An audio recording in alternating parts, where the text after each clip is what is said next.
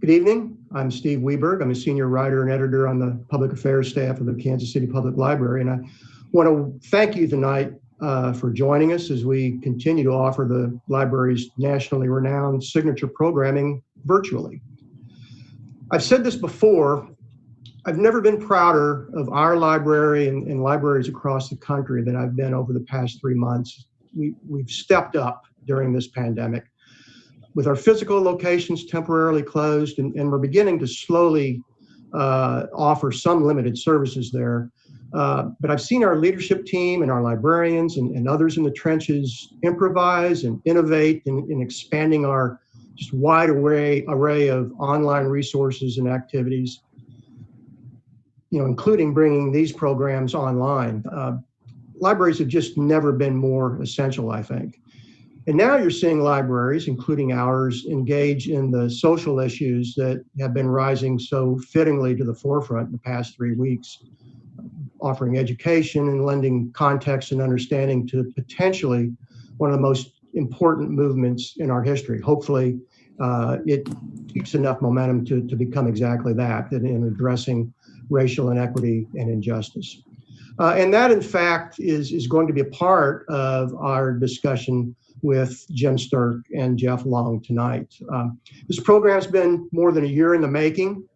We'd originally planned to revolve it around the resumption of the storied MU-KU rivalry, and we talked about doing it in August to set up the start of the college football season, when suddenly it wasn't certain that there would be a season, or if there was going to be a season, what form it would be. So we moved the program to tonight, and we shifted the focus to the questions and challenges involved in just getting back on the field. And we'll spend a lot of time on that. But now we'll expand the discussion even further at this inflection point in our country's history. These are times that stir the emotions of an old reporter, which I am. I spent 30 years as a sports reporter for USA Today, concentrated my coverage on college sports, both on and off the field. So I had some perspective. And with that perspective, I can't tell you how much I admire both Jeff Long and Jim Sturck, and how fortunate I feel to have them with us tonight. Jeff has been the athletics director at University of Kansas for almost 2 years. Before that, he was the AD at Arkansas and Pittsburgh.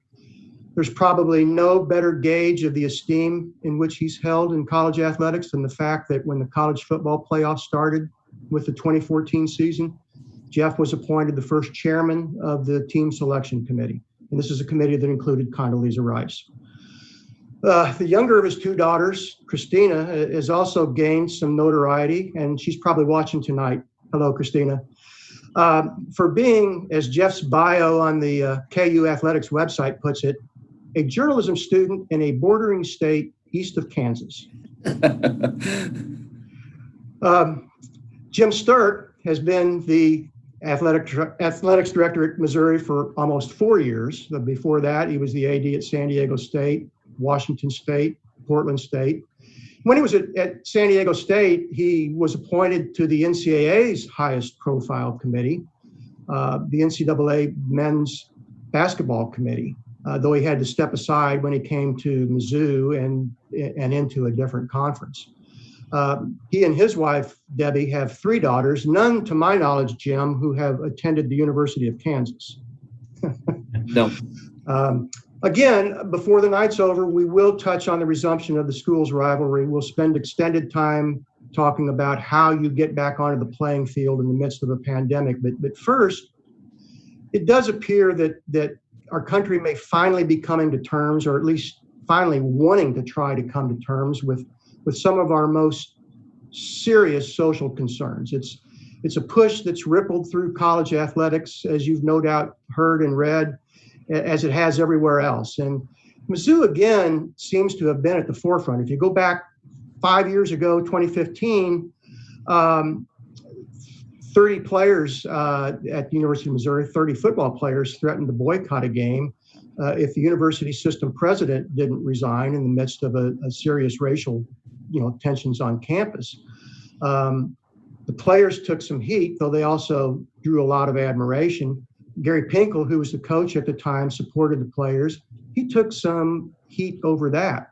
Now, fast forward to 2 weeks ago, in a very public march to the county courthouse to register to vote, 60 Missouri football players marched up the street with Coach Eli Drinkwitz in the wake of the George Floyd killing and the civil unrest that followed there. And Jim, you were a part of that.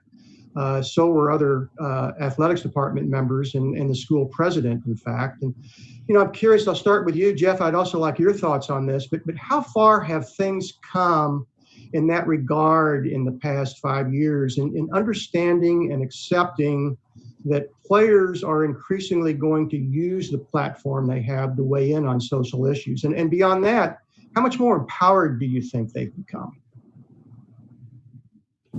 Well, for us, I wasn't here in 15, but I was really proud of our football team and our coaches as we came together, and I think unity and doing it together was a big key, and they were looking for action and what they could do. But they also invited the police chief of the city and the police chief on campus, and so I think they weren't looking for permission. They were looking for us to support, and we did, and it was important to do that at that time and now in the future. And so we've got things in place we've done in the past, especially a lot of things since 15, but we have an inclusive mile that we do with the community, and our student athletes lead that. We did our right after the murder of George Floyd, we had a Zoom call where we had over all our student athletes on it, our coaches and staff, and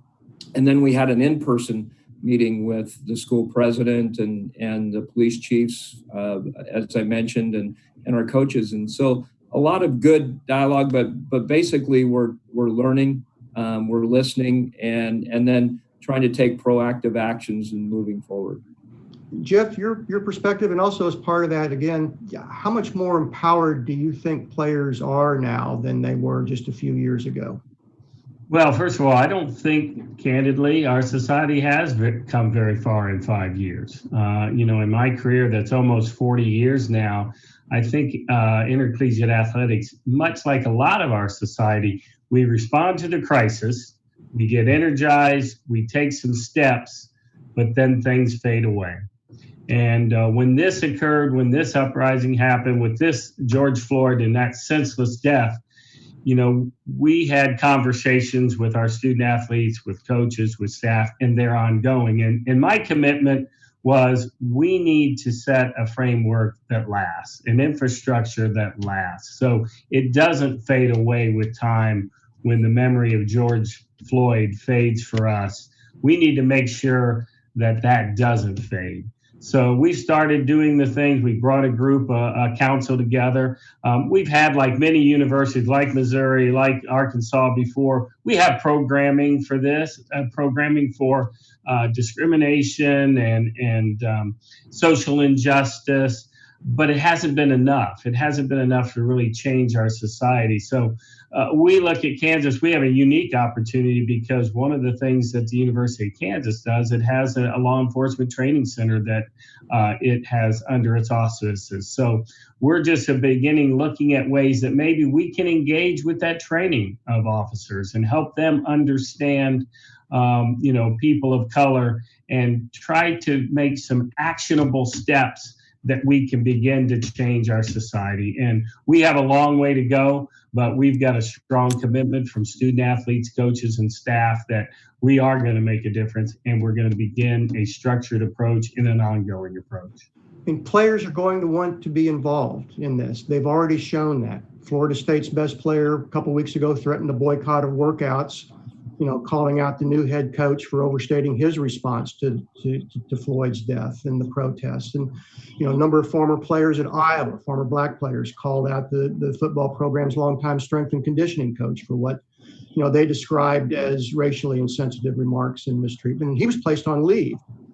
Kirk Ferentz, who is the, I believe, longest tenured head coach in the country, called it a, quote, defining moment for the program. Players have also spoken up at Clemson and Utah. I mean, is there an understanding now? Is there an acceptance that players are going to be more socially active and they're going to use their platforms?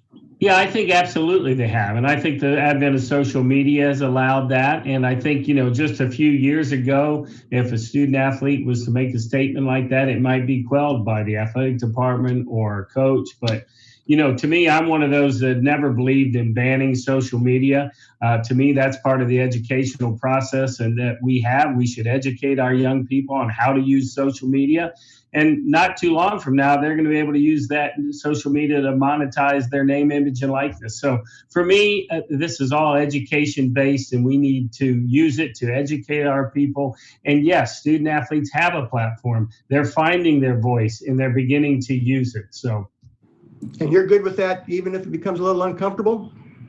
Well, it's definitely going to be uncomfortable. It already is. And I think we have to get used to it. I think our young people are more sophisticated today, and they're going to want to speak out. And we shouldn't try to quell that, in my opinion. So now we want to guide them. We want to educate them. We want to make sure and try to help them express themselves in a way that is socially acceptable, but they need to be able to express themselves. And we as an athletic department that's one of the things they did prior to my arrival. They have a group called RISE that is a safe place for brown, black, people of color to come together and to express the things that occur to them that as white people don't understand, aren't subject to, but they have a place. And so a voice, absolutely. Young people today, of color or not, will use their voice and should use their voice in a constructive way.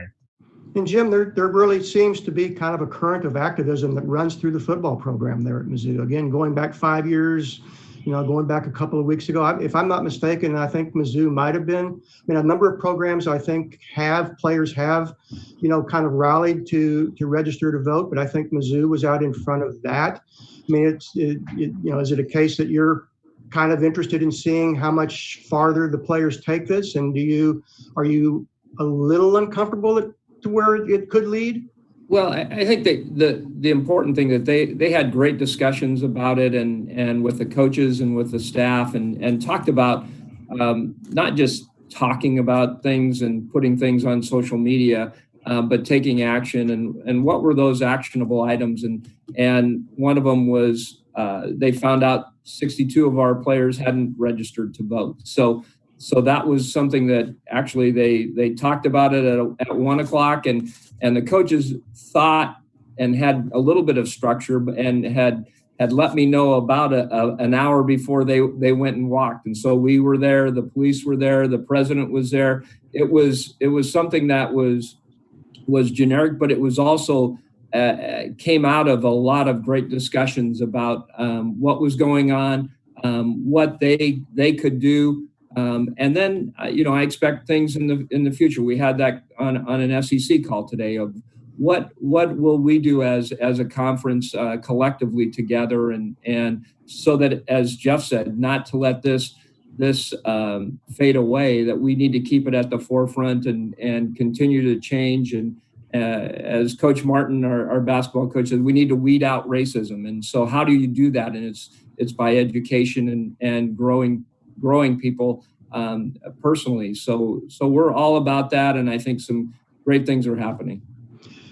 And as you guys know, a lot of college coaches, starting with the future Hall of Famer at Alabama, run obsessively tight ships. They're pretty controlling. They keep their programs pretty insular. What happens here stays here. Clemson players stay off social media from the start of camp through the end of the season, although it's not clear whether that's something that the senior class traditionally enforces or whether it's something that's directed by the coaching staff. And, Washington State last year, Mike Leach, who was the coach then, imposed a social media ban in the middle of the season to, quote, block out distractions. And that has come up before. I mean, are those days over? Are college programs, entering an era of of culture change, do you think? And how comfortable are the Nick Sabans and the Mike Leaches? I know you guys say you're comfortable, but how comfortable are the Sabans and the Leaches and the kind of control freak coaches going to be with this new environment? Well, I can't speak to any of those specific coaches, Steve, because I don't know them personally, so I can't speak to them. But I do think we're seeing a change, and that change has been coming. That coaches that rule with an iron fist struggle to relate and converse, and more importantly, converse and teach those young people. So I think it's changing. Obviously, there's always different philosophies and different things that can work, but I think today's young people want to have a voice. They want to have discussions. It's not just do it because I said it. They want to understand why they're doing something. And boy, if you can show them why doing this, doing that, getting up at this time, doing these disciplined things, hey, they'll buy in, but they're not going to just accept it because someone said it. Right, and I think the coaches will still have their opinion, and I think be able to get those teams to rally around not disparaging the other team, or there'll be certain guidelines that they'll have, but not completely shut them out, as Jeff said. But I think there'll be barriers, and not strict barriers, but I think that, they want the team to be successful, and they're all about growing it together. Well, we are gearing sports back up, and we're hearing a lot now about why that's happening, about the kind of restorative mental health qualities that has, and it's an important signal that other elements of society can come back. And right now, college football is scheduled to kick off with 7 games August 29th. Then it goes full throttle by Labor Day weekend. Saturday, September 5th, Mizzou opens at home. Central Arkansas are scheduled to. Kansas versus at home against New Hampshire. There seems to be a universal optimism that we're going to see at least the start of a college season. Is the season indeed on, unless there's some significant COVID surge between now and then that stops it? Are we operating under the assumption that it's a full go? I would say you said it right. I think unless there's something from the pandemic and the Center for Disease Control puts a stop to it, where there's a complete change of what the momentum is going now, where the momentum is going now, I think we do have a season. And you think about it, 2 months ago, if you had 3 positive tests, well, basically we shut down the men's basketball tournament, in March, and now we're kind of, everyone is kind of working through those things and have a lot more knowledge, have precautions, if you will, of what needs to be done, and by 2 months from now, 3 months from now, we're going to know a lot more, and hopefully it'll be in a positive way, and we'll be able to continue to move forward. Yeah, Steve, I would say that I'm positive. I think each day that goes by, I think we as college administrators, coaches, and student athletes feel more positive. But I think candidly, we really don't know as we begin to come back, socialize. When we move from weightlifting, which is done in groups of 10, 6 feet apart, and when we come back to blocking and tackling and hitting, and I'm not sure we really do know what's going to happen. Now, we have our medical professionals, both of us have our medical professionals in place, and they'll be guiding us every step of the way. But we are hopeful. We're planning, and I'm sure like Jim, we're planning on for 100% occupancy of our football stadium, but we're also planning for as little as 20%. And we're getting pressured now for answers. What's it going to be? Well, the answer is we don't know, and we won't know till we're closer to that September 5th starting date to know what our stadiums are going to look like as far as entry into it and fans. And we don't know what the impact of practicing close quarters, hitting, tackling, all those things will have on a team. And So I think things are positive, but they're far from certain that we will get this season started on September 5th. And I think it's more likely that some teams will start and some teams won't, and we'll see people during the season have to miss a game. And so I think all of those scenarios have been played out, at all of our conferences. I know the A5 conferences are talking almost daily. And then, so a lot is unknown, but I would say that it's positive at this point. We're moving in a positive direction. So, the pro sports, they have a commissioner who says we are starting the season here with this. College sports don't have that. That's one of the complications. Is there supposed to be, or will there be an official pronouncement? Yes, there's a season. It's starting August 29th. And who makes that decision? Is that consultation among the 10 major conference commissioners in the case of the bowl subdivision, the NCAA bowl subdivision? Well, I thought that it's the former chair of the bowl selection committee. I thought that he had that right. Well, I think he's accepting all controversy, all complaints about selections from here into the future, but I'm not sure about declaring the start to the season. Yeah. So, Jeff, we'll give them your email and cell phone at the end of this program. Well, as long as you don't send it to TCU or Baylor, I'm okay. But anyway, back to the question: who makes the call, and is there an official call that's made? Yes, we start August 29th. You want to start, Jeff? Go ahead. Yeah, I'll say it this way, and Jim can certainly add to it, and I'm sure he will. But Steve, really, to answer your question, there is not one entity that will decide. Now, as we look at that, there's so many layers. We're getting information and rules from the NCAA, and we also get it from our own conference.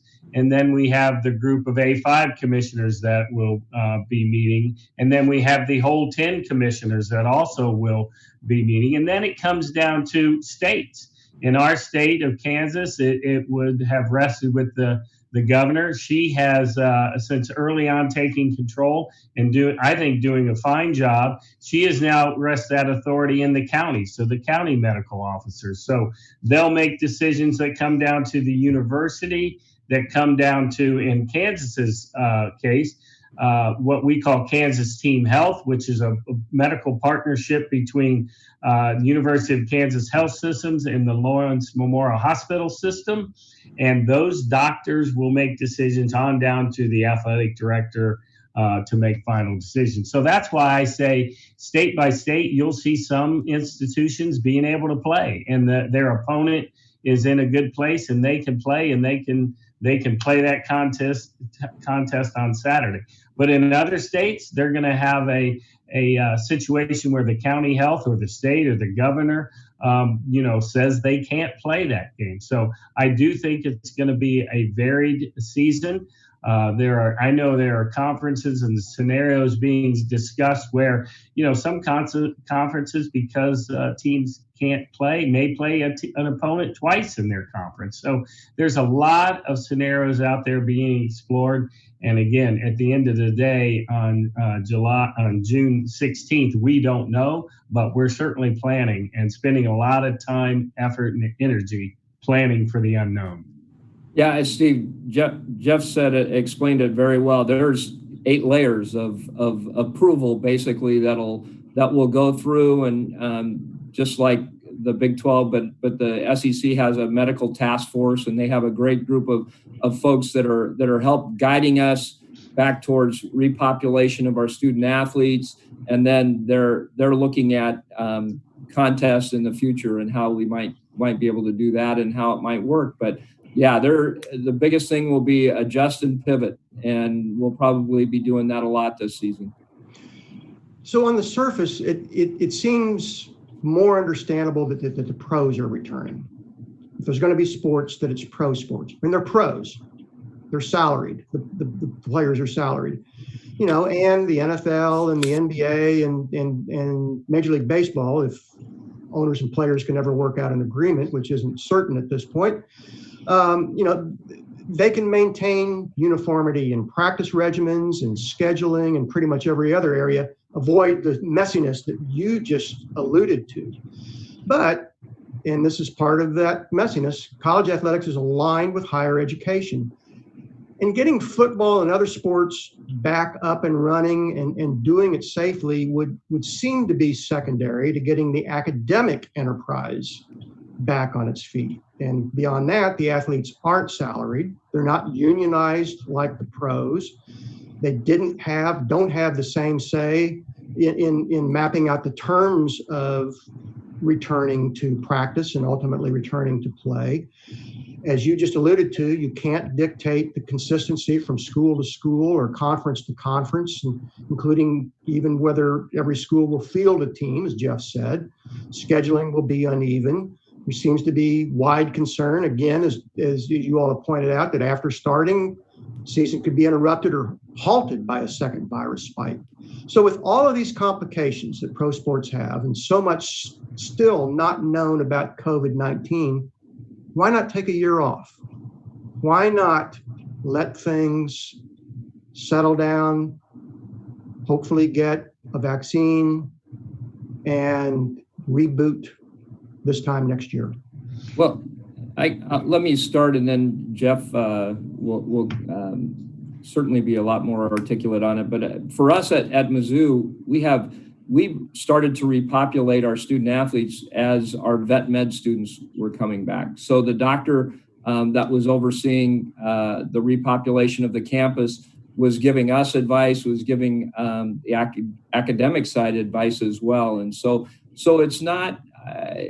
I think there'll be sports as long as the campuses are open, and for us it'll probably be a blended type of return, but we're planning on having the students back. And so if the students are here, and we had a group come last week, they're very excited to be here, and they feel they're a heck of a lot safer than where they are when they're home. So they feel like they have the medical attention, they have the physical attention, they have the coaching attention here, and so they were excited to be back. And so we're part of the academic enterprise, just like you said. We're not different, and so I think that those student athletes want to be here. Those athletes, though, aren't they going to have risks that the general student body is not going to have, just because of the close proximity, the practice, the physical contact on the field? And I mean, not to mention, the general student body is not going to be drawing tens of thousands of people together on a Saturday afternoon. I mean, there are those complications as well. But they also, we're temperature testing those student athletes as they come. We're screening them, and so they have a higher level, if you will, of from the immunologists that we've talked to, and just passing someone by. We're getting great advice, I guess, Steve, is the answer to that how to do it, and they don't feel there's a higher risk. Now, as we get closer and a student or a couple of students are tested positive on an opposing team, that's a whole nother level we haven't gotten to yet. And Steve, adding to what Jim said, we are part of the campus restarting back. We are part of the academic piece of our campuses. I think our leaders believe that getting football back and going provides some normalcy for our students, and our students want to come back. But I think most importantly, we want to protect the health, safety, and well-being of our student athletes. All of us in collegiate athletics want to do that. We've got the consultation with medical professionals, but young people want to compete. They want to compete, and they want to play sports. And it's not just football. For us, it's volleyball, it's soccer, and men's and women's cross country that'll be coming back. And that's part of restarting the campus environment. So our student athletes have come back voluntarily. Football first here, and we had over, I think close to 90 student athletes are coming back voluntarily to start working out. They want to compete, they want to play, and it's our responsibility to keep them as safe as possible. However, there is risk, and we've clearly spelled that out to our student athletes and their parents. There is risk. At some point, you need to accept that risk. If you don't, then you can choose not to participate. So that's not what we're seeing in our young people. And as Jim pointed out, we have more medical safeguards in place, and more testing will take place with student athletes than they will with the general student body. So we think that we can keep them safe, and we believe that we'll do everything in our power to reduce that risk. Now, I think both MU and KU plan to test every athlete before they were allowed or to start summer workouts, but not every school necessarily is. I mean, the Southeastern Conference, I think, is only requiring testing of players who have symptoms, and that might be because of cost. But I mean, isn't that a key disparity across the country? I mean, some schools simply may have more resources to devote to testing than others. I mean, does that not imply maybe variations in safety? Well, actually, the immunologists on our task force didn't recommend testing everyone. They thought the policy that they developed was the best. But at the end, we decided to test everyone, and we're doing that. But yeah, there's varying opinions of what is the best way to tackle it, to keep everyone as safe as possible. But we're taking our advice from the medical professionals and continuing to move forward. And as Jeff said, it's not just football, it's cross country, it's volleyball, it's all those sports. And so we have and I guess they feel, and I probably feel a lot better about them being around student athletes that have been tested, that have temperature tests each day, staff, than what they might get in the public. How will you all, both of you, test going forward through the 6 weeks of, say, football practices that start in mid-July, and then the season, and of course extending into other sports? I think Big 12 Commissioner Bob Bowlesby suggested 2-3 times a week once games start. Is that the general plan? Yeah, let me share on that, Steve. I think that we understand, again, from medical professionals, that testing in a matter of weeks will go from the invasive swab to maybe something that is a expectorant, a spit test, as they call it, that will be able to be much less expensive and be able to be done in a manner that we can do it far more often. So, and then I will share with you, I believe that the A5 and really actually all 10 conferences are looking at and trying to develop uniform testing guidelines once we get to the season. So again, that hasn't been completed. I want to be clear for that for our media friends on the call, but they are working towards that, and they're hopeful. If they're not equal, they will have comparable guidelines in place for testing prior to each game of the season. So we're working towards that. Again, we've got some time before we'll get there, but I do think the advent of the expectorant test will allow us to test more often and again keep our student athletes safe. 2 to 3 times a week seem like a reasonable goal? I do think that's a good goal. So the big question then is, so what's the protocol for players who test positive? What's the threshold? How many positives before you require a team-wide quarantine, before you shut down practices, maybe before you cancel a game for, do all of this for 2 weeks? I mean, is it going to be 5 positives? Is it going to be you'll know when you get there? Will that be a uniform guideline?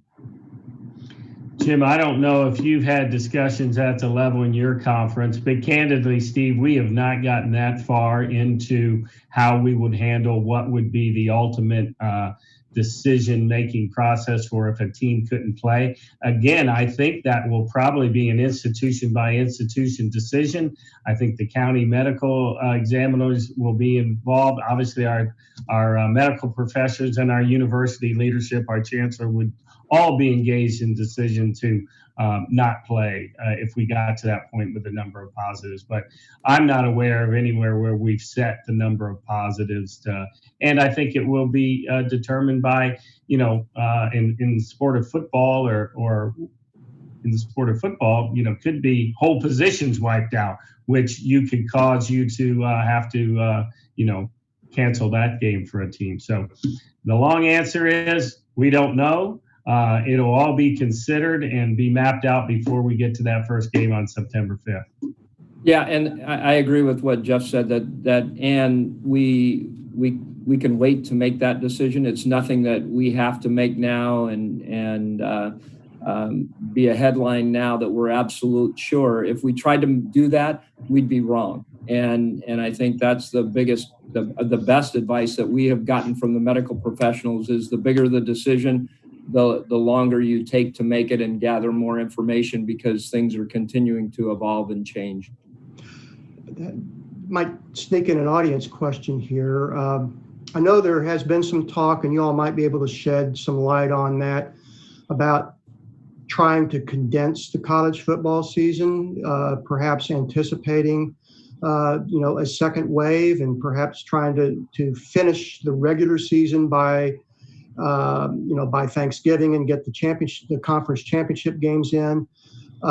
Is that a possibility? And if there is a shortened season in any form, and this relates to the audience member's question, what kind of potential impact is that on an athlete's scholarship? And let's not just necessarily talk about football there. Let's talk across the board. But if seasons are shortened, could that potentially have an impact on a player's scholarship? And for them, that's their ticket to higher education.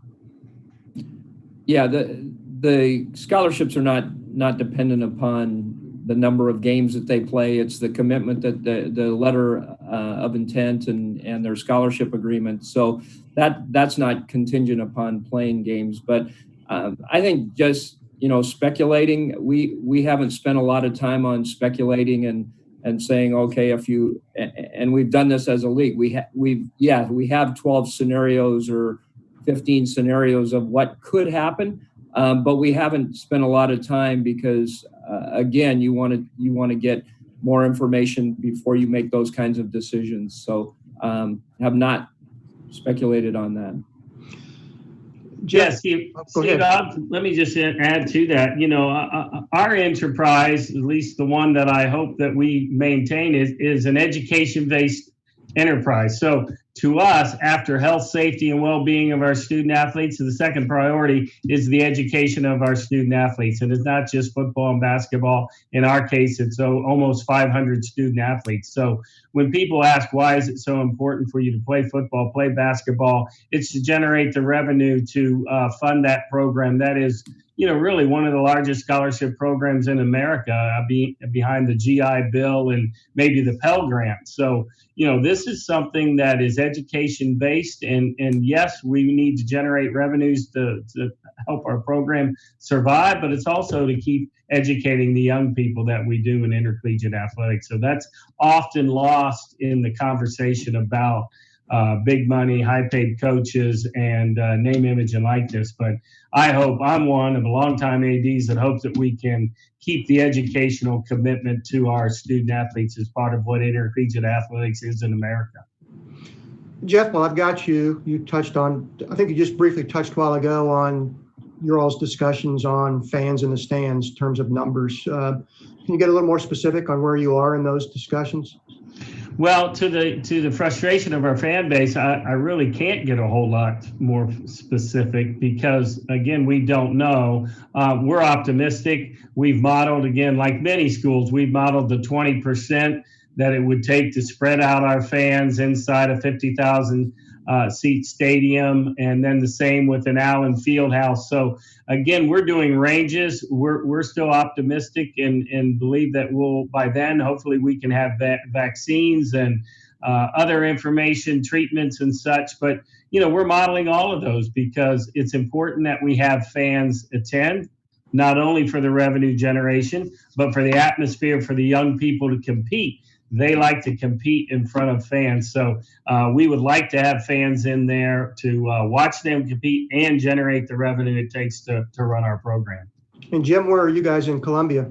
So we're a couple scenarios. One, that there's not a restriction, and two, a 50% model that will pivot and change depending on as Jeff said, the health officials and the direction of the state and the county that they have on those on gatherings, if you will, by that time. So we're optimistic and excited about that. And our fans are equally frustrated that they don't have the exact answers. We're reseeding like it'll be a normal season, but then they know that we could be moving to a different model, that they might not have those seats this year, but they will have them the following year. So that's how we're trying to approach it and be able to adjust depending on the capacity limitations. And for both of you, when do you feel like you're going to have to give that answer? How long can you wait to decide before the start of the season? I was just over in our ticket office today and talking to folks, and we think we can do it because we're moving to more of a digital model. We can wait until the first part of August to make that decision. That's similar for us, Steve. We think early August is when we absolutely have to make some decisions there, and so we will be prepared there in early August. I mean, do you know yet? Will fans have to wear face masks? Will they have to get temperature checks? What other kinds of precautions, unusual precautions, might you have to take? Well, we don't know that, but I would think our fans should expect to wear a mask. I think that would be a reasonable expectation from what we know now. We're trying to decide or determine if we're going to, the spacing that we would do. Are you going to allow a family to sit together because they've already been exposed in their household? So can the 6 people in that whole household sit together before you provide space in between? We're doing the markings of 6 feet on our concourse so people can keep that separation. Whether we're taking temperatures at the entry gate is yet to be seen. I don't know if Jim in Missouri has explored the monitors that automatically take your temperature, the heat sensors as you come through. Thus far, that's not something that we've pursued seriously. We've looked at them, explored it, but we don't see that as something we will be putting in place for this season. Yes, Steve, some fans, there was a great survey that was done, a national survey, and there were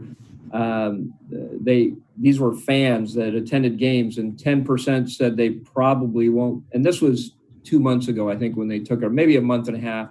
That 10% not going to attend, or go into a movie theater, or be in a close quarters.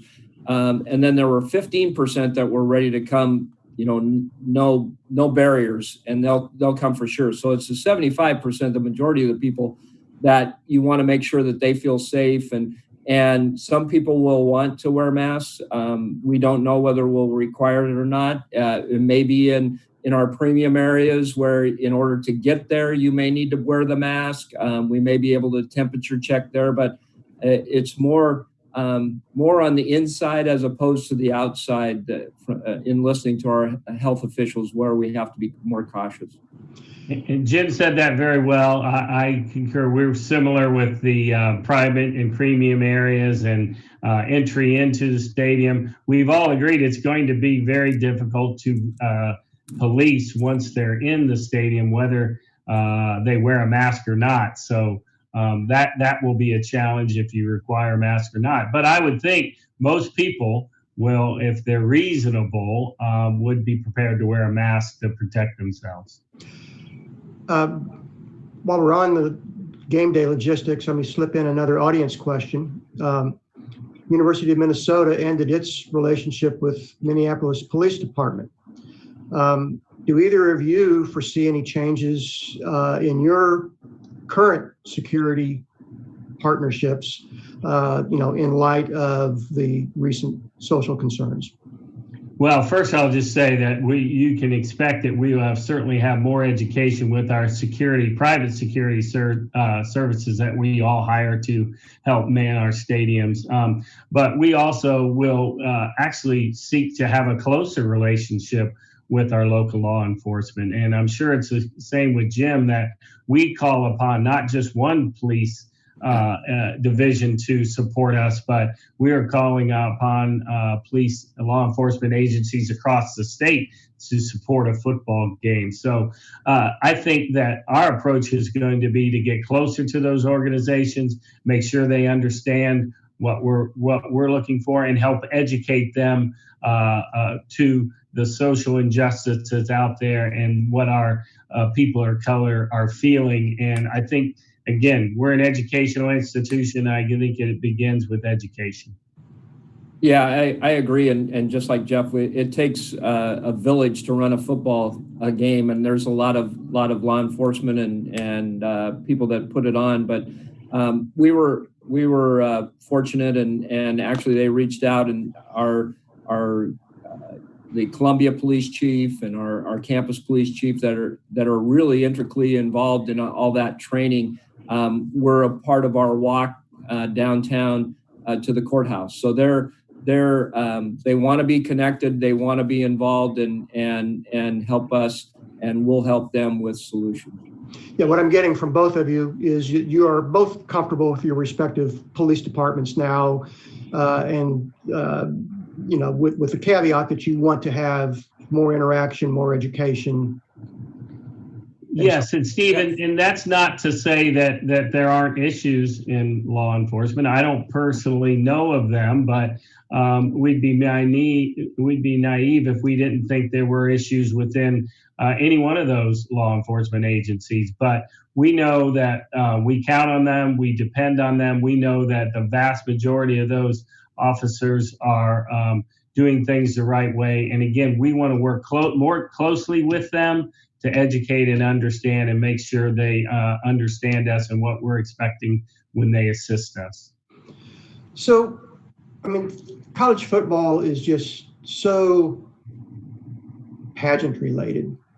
So much pageantry in college football. Almost as much as the games, it's about the tradition and the pageantry around them. The tailgating, the team walks through, excited fans into the stadiums, the marching bands, and the crowd noise. How much do you think that game will lose because of the social distancing precautions? Will bands go on the field? Will there be cheerleaders? Will cheerleaders wear masks? For a sport that is so dependent on the color around the games, it seems that there's a real possibility of losing a good bit of that. Yeah, it's the list goes on and on. Our facility managers from the SEC had a call, and they submitted like a 6-pager and just continual things from tailgating to the bands, and are we going to travel bands within the league, and are we allowing visiting bands to the stadiums, because that could take up some social distancing that your season ticket holders may need. And so those are all questions that we're getting closer to, at least on our conference calls. And next week will probably be the time when we're looking at those more closely, and in July. So it's a new game. It will not be a normal season. Yeah, same discussion, Steve, happening in the Big 12 regarding bands and cheerleaders. As you said, the pageantry is really something that makes college football unique and a little different than professional football. So, but this may be a year where we may have to do something different, and it will be. Many of us will be disheartened by that, but it may just be the right thing to do given the circumstances we have. But we haven't made a decision in the Big 12 yet, but we're having those same kind of discussions. We've danced around this a little bit, but what, if I could put you on the spot, what do you think truly are the odds of playing a full, uninterrupted season, of getting through without a second virus wave, of requiring some kind of shutdown at individual schools or across conferences or even across the country? I mean, do you think odds are more likely than not that we're going to have that? Or, how hopeful of you, or is it hoping against hope that you're going to get through a season without that? Steve, I'm optimistic. I'm optimistic. I think that many schools will get through the season, but some won't. And it's the truth will be somewhere between that. Again, I go back to, we don't know. We're not in control. The virus is, when it comes to how it impacts our teams. But I'm hopeful that we'll be able to play a season. I think the fact that we will, start in September and that will end in Thanksgiving, the regular season time period, I think before the traditional flu season really hits us, I think we have a chance. And I also think each day we're seeing medicines that shorten the duration of the symptoms for the virus coming out. I think there was a new one today we read about. There are more to come, and that's and we're all hopeful a vaccine will come. And it sounds as if those medical professionals think by January 1 there may be a viable vaccine or several viable vaccines. Yeah, we have to be optimistic, Steve, and otherwise, if you let all the things that are going on, get you down. That's why I took a 2-hour bike ride on the Katy Trail and last night after having long meetings during the day. But there is a lot that's hanging over this season, and a lot of things that we can't control. But I'm like Jeff. I'm really optimistic about it. But will there be some interruptions, or will there be for some teams, some changes or non-games? That could very well happen. But I just think overall the majority of our programs will be able to play. I thought this might come up when I first asked you why so hell-bent on having college sports and college football in particular. But for those who might not be aware, can you talk a little bit about the financial stakes of having college football, of the need there to have a season and to have college football? I'll start. I mean, it's no secret, football and the revenue generated is probably 75-80% of our budgets, and a lot of that is tied to television. And what that does, though, is provide the opportunity for us, as Jeff really described, that our purpose is higher education and educating our student athletes, and we spend over $12 million a year on just scholarships alone, and then that scholarship to those individuals is worth over $70,000. All the things that they provide, and depending on whether you're a private school or a public school, but I think we're in the education business, and I started off as a high school teacher, and I believe in it. I believe what it helped me as a first generation college student, and the opportunity that education has provided me, and was a Pell Grant kid because I was a farm kid from Washington State, and so I believe in the opportunity, and I think that we're continuing to develop it, and the benefits that the student athletes receive continue to grow. And where name, image, and likeness goes, I'm not sure, but that'll be just for a few. If you think about the pros, how many pros do you see on TV? It's the Peyton Mannings or the Tom Brady's that are benefiting from their name, image, and likeness in a significant way, but there's a lot that don't. And so we're providing the lot that don't. They're getting a great education, and they're getting great opportunity to play a great sport and participate at the highest level. And so I'm very proud of what we do. And a colleague like Jeff is a ultimate professional, and I believe in what he does as well.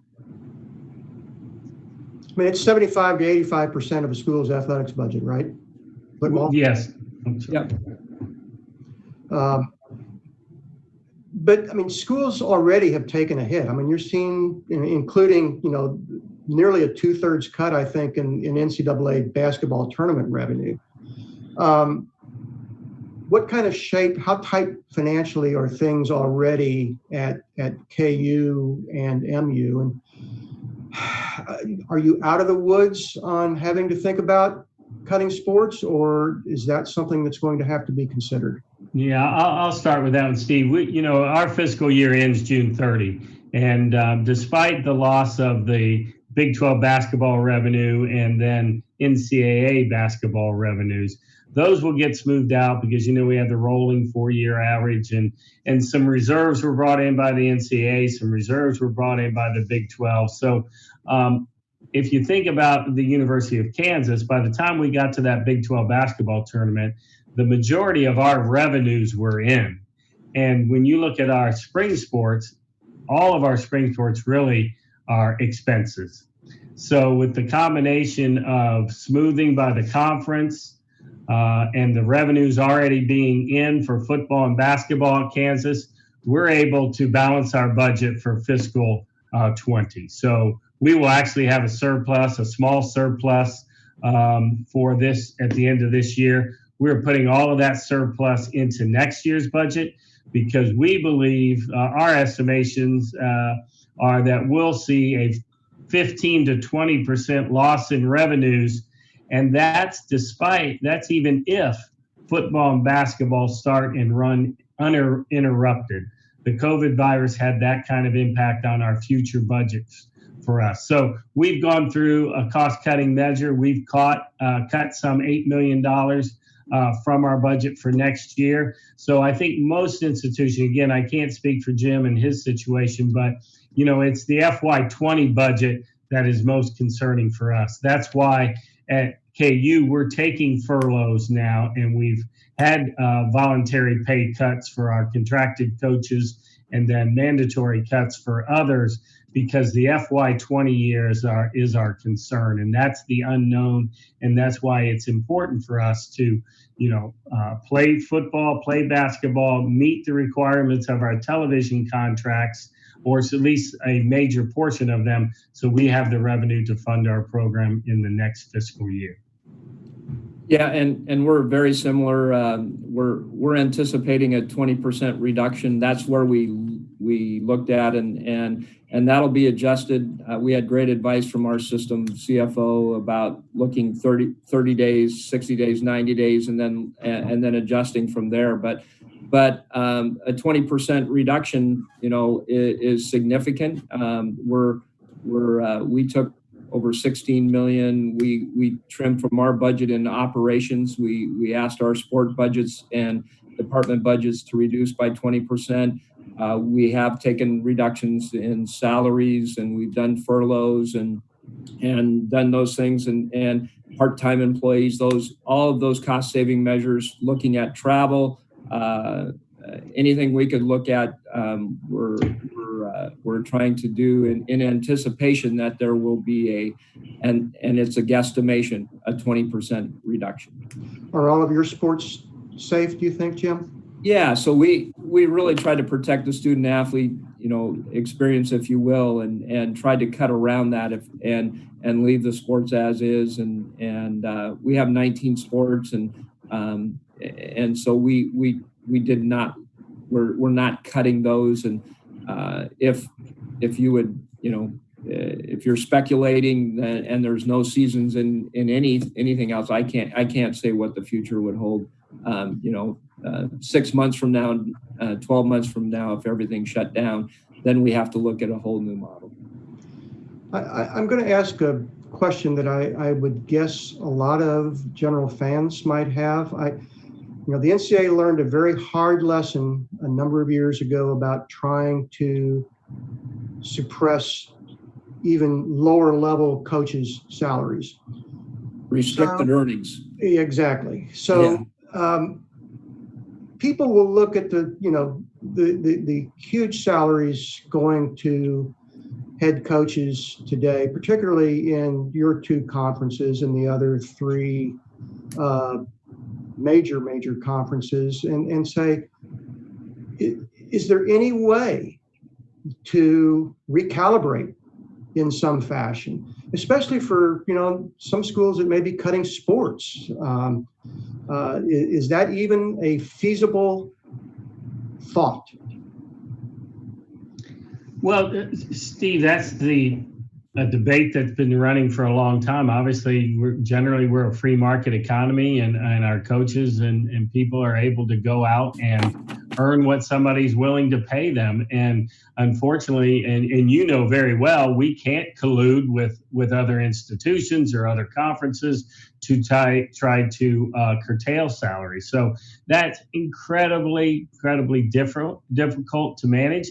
We're all extremely competitive. And again, you know that from covering college sports for many years. So that is very difficult. The only way that you can legally control that is through an antitrust exemption. And I don't think that's something that's coming to college sports anytime soon, in my opinion. Yeah, I agree with Jeff on that. It's something, and we've both been involved long enough to know restricted earnings, and there was I think it was a $65 million lawsuit against the NCAA on that, and we all helped pay for that for a while. So I don't see anything changing. So we're seeing in the pros, and let's start with Major League Baseball, we're really seeing the back and forth between owners and the players union, on the terms of bringing baseball back. It's about money in this case, but we've seen it in the NBA. Again, college athletes aren't unionized, they're student athletes. But what kind of input, if any, have they had in the decisions on coming back and how you come back? What have you heard from your athletes, or are they wary at all? I'll start off. We had 60 or 70 that never left. they stayed here, and that's a pretty good indication that it wasn't all bad, and we could only feed them and give them medical attention while they were here. But it was the best place that they had to be during the COVID shutdown, if you will, of a couple months. So, and as I said earlier, last week our football student athletes came and they were pretty vocal about glad to be, the ones that weren't here were glad to be back. Did they have any input into the terms? I'm sorry, Jeff.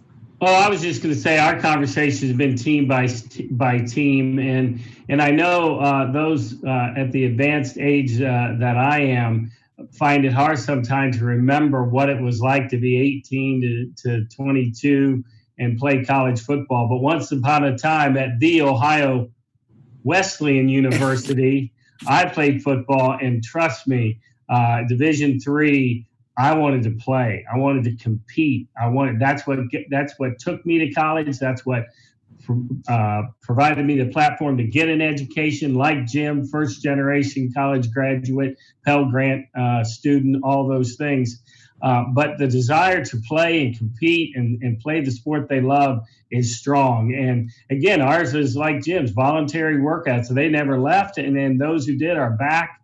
And they want to compete and play. And we want to provide them that opportunity, making sure we do it as safe as possible, but understanding we're not removing all risk. Did at any point on either campus, though, were any athletes brought into the discussions about how to proceed and even whether to proceed? We had Zoom calls with our student athletes throughout the shutdown, if you will, and then and the questions were when can we come back? When that was the biggest question that we had, and I couldn't answer. I didn't know, but they were they had questions about different things, and then but the number one question from all of them was when can we be back, and when can we start training? I agree with Jim. We have student athletes that because of their sport, they need a facility to practice their sport in. And we have a great example. We have a number of foreign student athletes on our women's tennis team, and they stayed here because they could not travel. Their biggest challenge has been there's not a facility, and because they're foreign student athletes, they don't have transportation. So they are walking and jogging to, and I shouldn't say where, but some high school tennis courts because they're open, and they may be community tennis courts, but that's where they're going to play. And we've got a beautiful indoor facility, but because of the county regs or whatever, we're not open and they don't have access to it. So I think that goes to point out our young people, no matter what the sport, they want to play their sport. And again, we want to provide that opportunity in a safe way. Did you solicit any of their input in any way, Jeff? No, other than telling them, no, you can't use our facility because they'd like us to. So, which was hard, very hard. I do not want to end this session without our very original purpose, which was to talk about the fact that MU and KU are all simpatico now. In a more normal time, we'd be preoccupied with the resumption of the rivalry, and that starts in basketball December 12th at the Sprint Center in Kansas City, and in football, because football schedule's so far down the road, not till September of 2025. But in both of those sports and in other sports, somehow in a time of our country's deepest partisan divide, I guess we should credit you guys with finding détente. How did you do that? How did it happen? Was it a matter of the athletic directors, the leadership changing over at both of the schools? And kind of the elephant in the room here was Coach Self, the Hall of Fame basketball coach at the University of Kansas, who was adamant for a long time it was not going to happen. I assume that this wouldn't have happened without his nod of approval, and did he have to be cajoled? How did you all finally get it done? Well, Jim, can I start on our side with Kansas? Sure. We might have had the bigger hurdle. I don't know that I want to speak for you, but and I've said this before, but when I came to Kansas, I knew this, having been an AD at 3 previous institutions, I wasn't going to walk in and tell Kansas Jayhawk fans and alumni what they should do with that Missouri game. That was not my place, and I made it clear. But from my opening press conference, there were questions. Are you going to play Missouri again? Are you going to play Missouri again?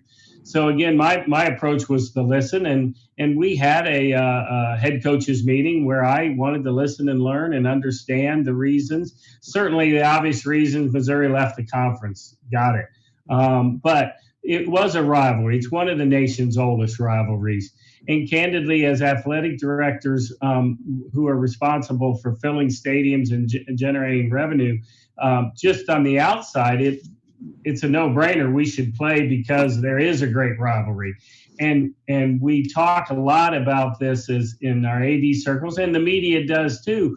We're losing these rivalries. We're losing fans in the stands. And so to me, the biggest propeller for me was I hate to see a rivalry die, one that has such tradition and so long in place, that I needed to ask the questions. And, obviously, as you all know, widely publicized, Coach Self was, he was in a position at the time that things were changing in the Big 12 membership. So he was involved more than just the normal coach. I can't remember if he was acting when there was a interim AD or before there was an interim AD, but Bill was very much involved in the decisions of the Big 12. So certainly it was personal for him. But again, like many things, we just started the conversation, and Bill engaged in the conversation, and I didn't push it, and but I kept asking the questions, and I think Bill is a very thoughtful man. He's a very thoughtful coach.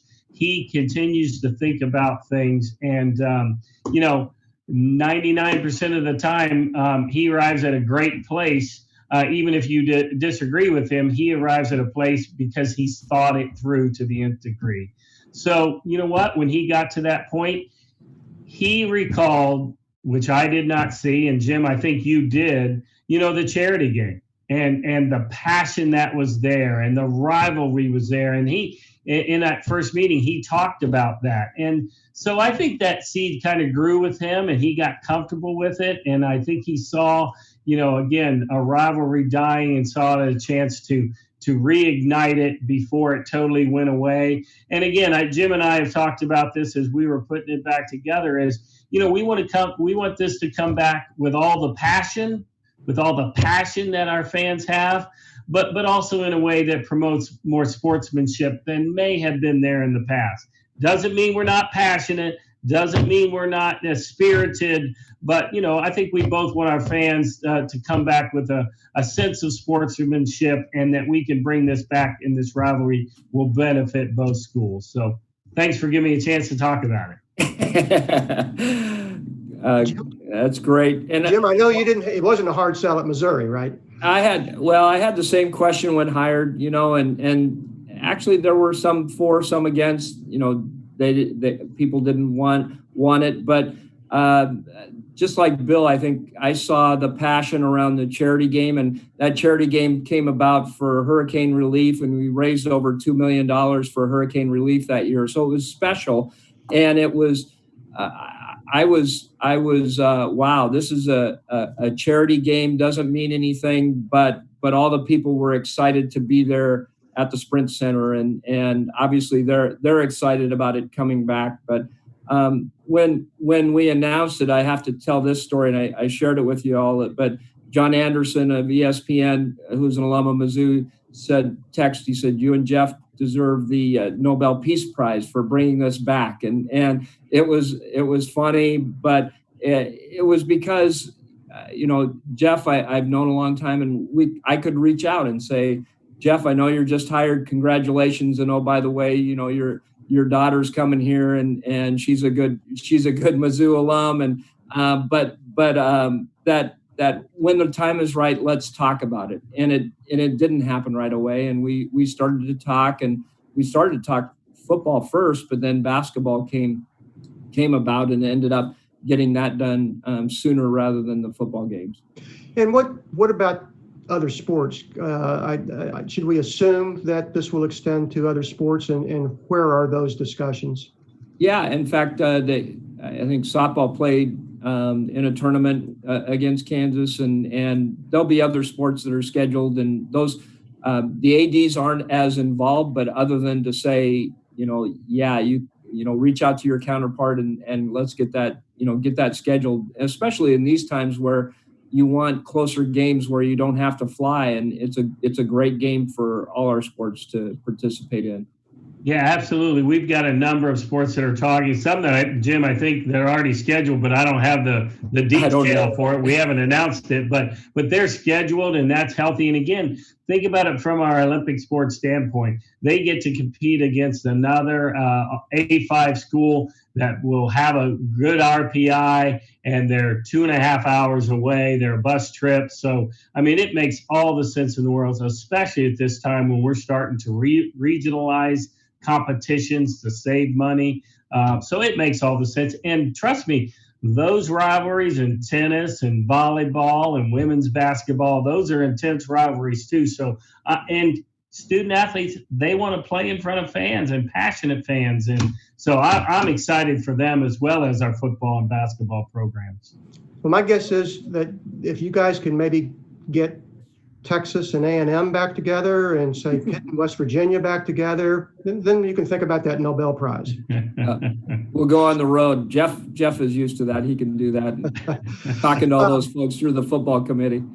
I hope our audience didn't mind. We typically hold these programs to an hour. I thought we'd have a hard time doing that, and we have indeed gone about 15 minutes more. I think we could easily go another hour. There are a lot more questions I think we could address, but you guys have been terrific. I've enjoyed this thoroughly, and I can't thank you enough for agreeing to join us tonight, and wish you the best of luck. Both of you guys are earning your salaries these days in any number of ways, but these are interesting times indeed for college athletics, and I wish you both the best. Thank you again, and look for a reason to do this again down the road. Thanks, Steve. Appreciated the invitation. Rock chalk. Thanks for joining us tonight.